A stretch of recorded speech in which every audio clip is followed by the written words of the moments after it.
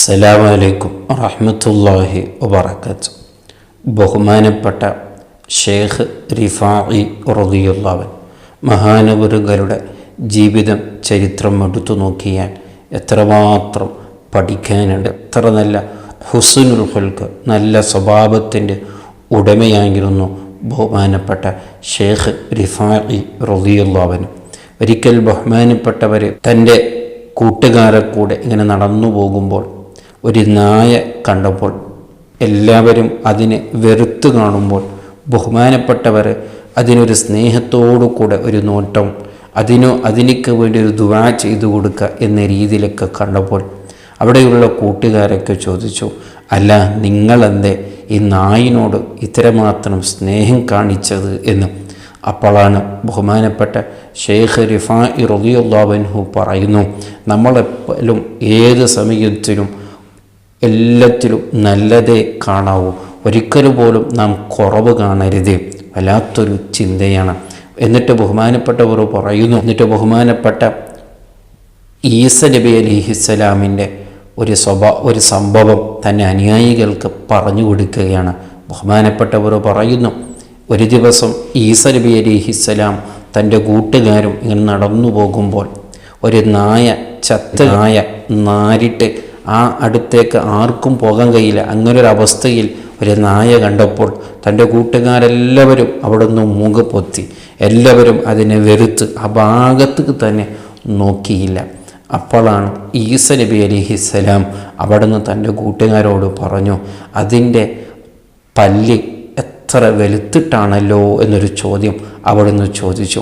വല്ലാത്തൊരു ചോദ്യമാണ്. എന്താണ് അവിടെ പഠിപ്പിച്ചത്? അതിന് നോക്കിയാൽ, ആ ഭാഗത്ത് നോക്കിയാൽ മൊത്തം വിഷമമാണ്, വല്ലാത്ത ദുർഗന്ധമാണ്. ആ ഭാഗത്തിലൊക്കെ തന്നെ നോക്കാൻ പറ്റില്ല.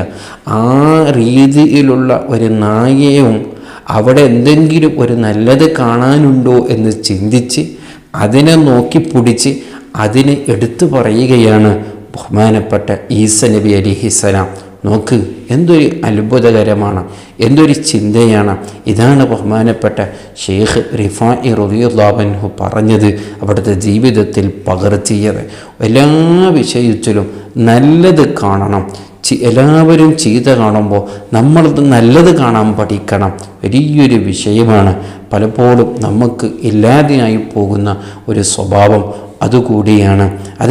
ഏതൊരു വിഷയത്തിലും, അല്ലെങ്കിൽ നമ്മുടെ കൂട്ടുകാർ, നമ്മുടെ അയൽവാസികൾ, നമ്മുടെ ഭാര്യമാർ, നമ്മുടെ മക്കൾ, അങ്ങനെ എവിടെ നോക്കിയാലും അവരിൽ എന്ത് നല്ലതുണ്ട് എന്ന് നാം ചിന്തിക്കുന്നതിന് പകരം അവരിൽ എന്ത് കുറവുണ്ട്, അവരിൽ എന്ത് തെറ്റുണ്ട് എന്ന് കണ്ടെത്തി അതിനെ പ്രചരിപ്പിക്കലും അതിനെടുത്ത് കാണിക്കലും അതാണ് നമ്മുടെ സ്വഭാവം. ഒരിക്കലും അങ്ങനെ ആയിപ്പോകരുത്. അല്ലാഹുവിൻ്റെ ഇഷ്ടദാസന്മാർ, അല്ലാഹുവിൻ്റെ ഔലിയാക്കന്മാർ, അല്ലാഹുവിൻ്റെ അമ്പിയാക്കൾ, അവരുടെയൊക്കെയും സ്വഭാവം എല്ലാം മോശപ്പെട്ടതാണെങ്കിലും എന്തെങ്കിലും അതിൽ നല്ലതുണ്ടോ എന്ന് ചിന്തിച്ച് കണ്ടെത്തുകയാണ്. അതാണ് ഈസ നബി അലൈഹിസ്സലാം പറഞ്ഞത്. ഒരാടുമ്പോൾ ഒരു ചത്ത് കിടക്കുന്ന നായയെ തന്നെ എല്ലാവരും വെറുക്കും.